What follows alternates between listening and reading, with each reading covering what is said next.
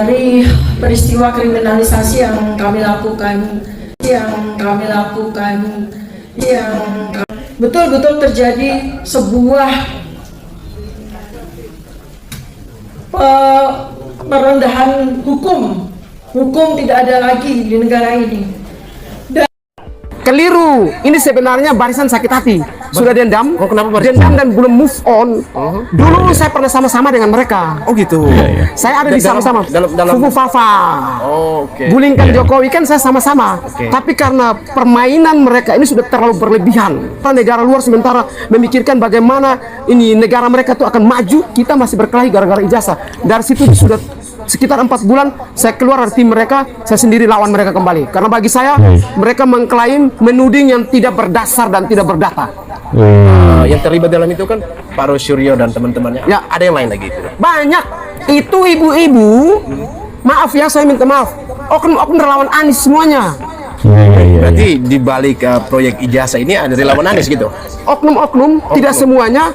Yang sakit hati dan Jokowi yang dibawa oleh Kojenudin, dibawa oleh Rosyuran kawan-kawan untuk aksi di UGM, aksi di mana-mana. Ini orang-orang, coba Om Irjen tanya, kena Frit Alorboy tidak? Waktu demo di KPU, saya yang pimpin mereka, saya yang korlap.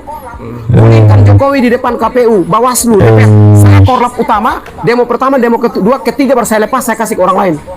Itu grup namanya Civil, sekarang mereka sudah buat koalisi. Itu dari dasarnya. Koalisi apa? Ya itu koalisi yang di grup ada Om Rui Suryo dan sebagainya. Apa saya lupa grup itu? Koalisi Merdeka kak? Koalisi Kemerdekaan apa demokrasi kak? Apakah? Itu sebelum grup itu muncul, terlebih dahulu civil society. Kami yang buat, saya yang punya gagasan. Ini pertama. Berarti ini murni pasukan sakit hati Barisan membenci sakit Jokowi hati. begitu. Itu orang-orang tuh. Ijazah ini hanya sebagai salah satu. Ya, alasan saja untuk menggulingkan Gibran, menghajar Prabowo supaya ketika ekonomi guncang mereka akan gulingkan seperti kasus 98.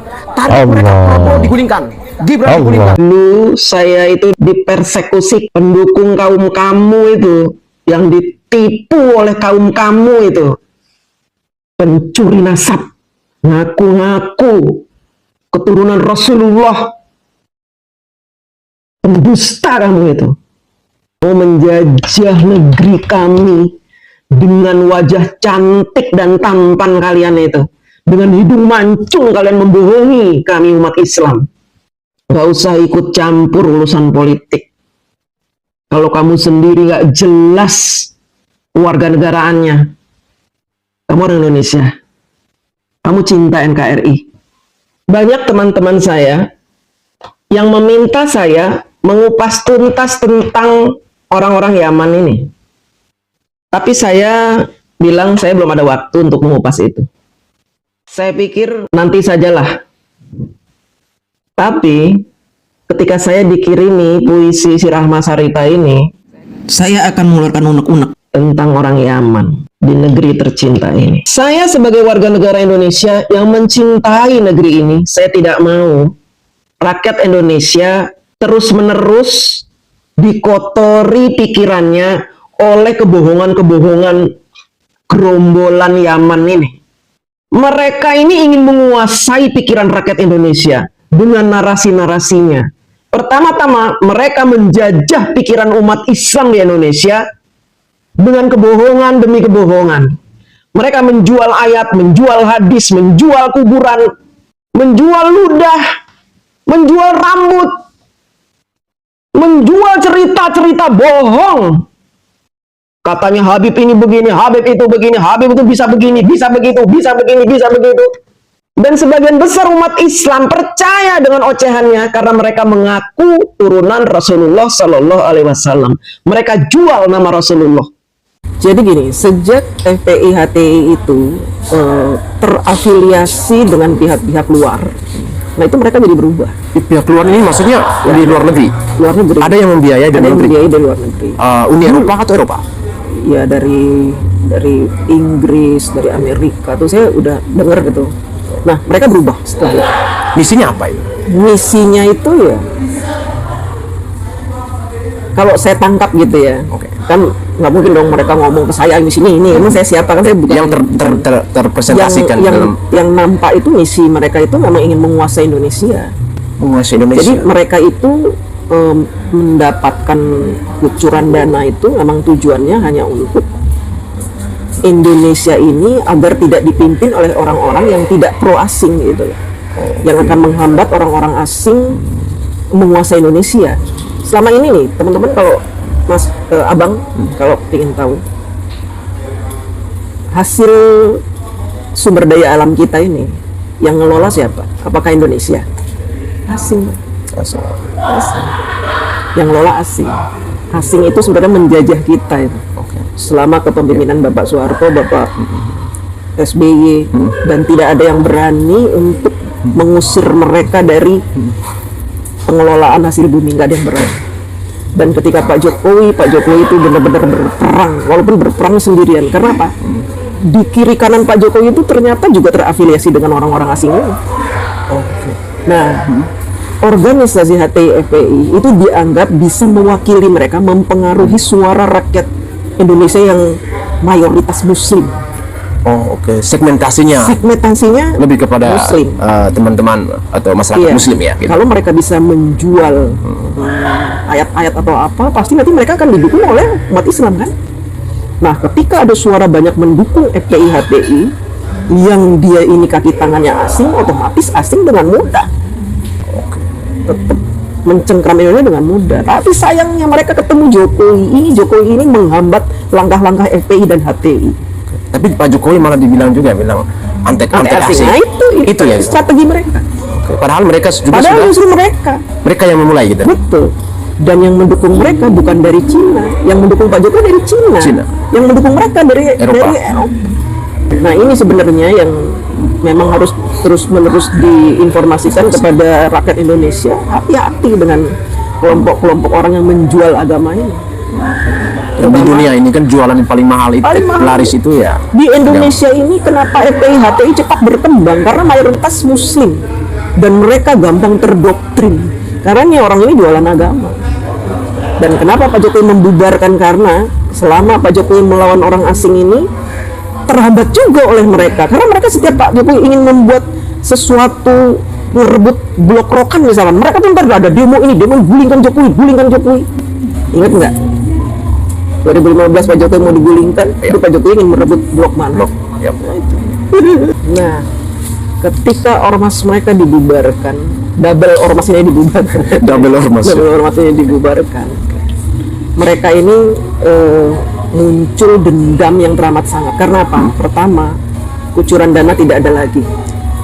Ketika mereka bubar, otomatis berhenti kucuran dananya. Ketika kucuran dana berhenti itu, apakah mereka ada hasrat untuk mencari sumber dana yang baru lagi?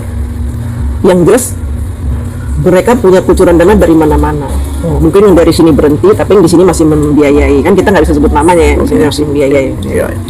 Ya akhirnya apa? Karena mereka dibubarkan, mereka berupaya untuk bikin lagi organisasi baru. Makanya teman-teman harus tahu nih, ada organisasi baru namanya FPI. Tapi 2 kali mereka bikin organisasi ditolak oleh Kemenkumham. FPI, bukan Front Pembela Islam, tapi bukan, tapi berubah. Front Persatuan Islam itu pertama ditolak. Akhirnya mereka ubah Front Persaudaraan Islam. Dan sampai sekarang belum ada legalitasnya. Pergerakannya ilegal. Dianggap pergerakannya ilegal kalau menurut saya. Tapi dananya ya tetap saja, karena kan dianggap bahwa ketua dari FPI dan HTI ini kan masih punya people power. Nah, kenapa mereka sekarang tidak punya kekuatan lagi?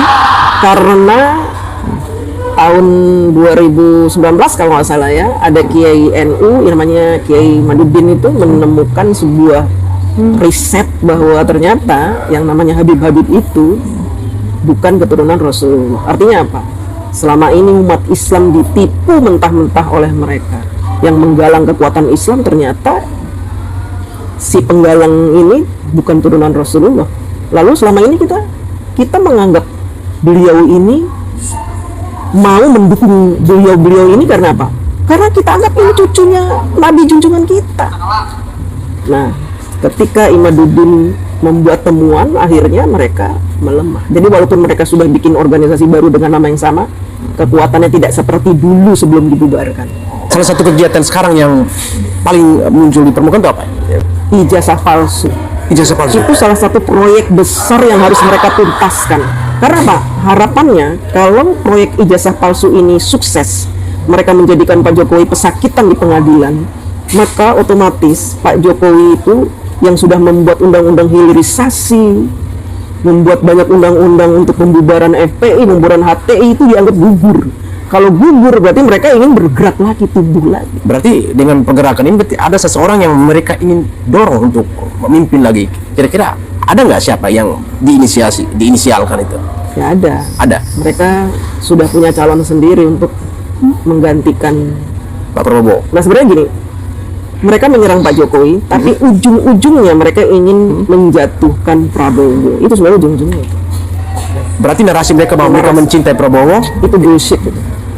Karena saya tahu sekali waktu Pilpres tahun 2024 itu kan mereka Habib-habibnya itu menghina Prabowo habis-habisan, yang dibilang setruk lah, lumpuh, orang setruk nggak bisa ngurus dirinya sendiri, mau ngurus negara. Saya ingat itu. Habib siapa itu ngomong gitu. tapi sekarang udah ditarik Prabowo. Sekarang udah dirangkul Prabowo gitu. Jadi agak senyap ya pembicaraan itu. makanya Tapi mereka track senyap, recordnya masih tetap ada. Tapi tetap saja mereka tidak ikhlas negara ini dipimpin oleh orang yang berkoalisi dengan yang menyebabkan ormas mereka bubar. Makanya mereka selalu memunculkan kata-kata matahari kembar, dibilangnya katanya macan Asia, ternyata kucing, masih juga jadi bonekanya Jokowi begini-begini. Itu sebenarnya kan begitu. Berarti kalau mau dilihat dari sebelum ijazah Pak Jokowi akan isu pemakzulan juga. Apakah mereka ini juga lah yang orkestrasi di balik layar itu? Iya, udah pasti. Itu kan sebenarnya ada rangkaian-rangkaiannya dari sejak tahun ketika mereka dibubarkan tahun 2019 itu, rangkaian-rangkaian untuk menjatuhkan Pak Jokowi itu terus sampai sekarang itu. Nah, tidak hanya Sekarang masalah memakzulkan Mas Gibran. Nah, dalam pemakzulan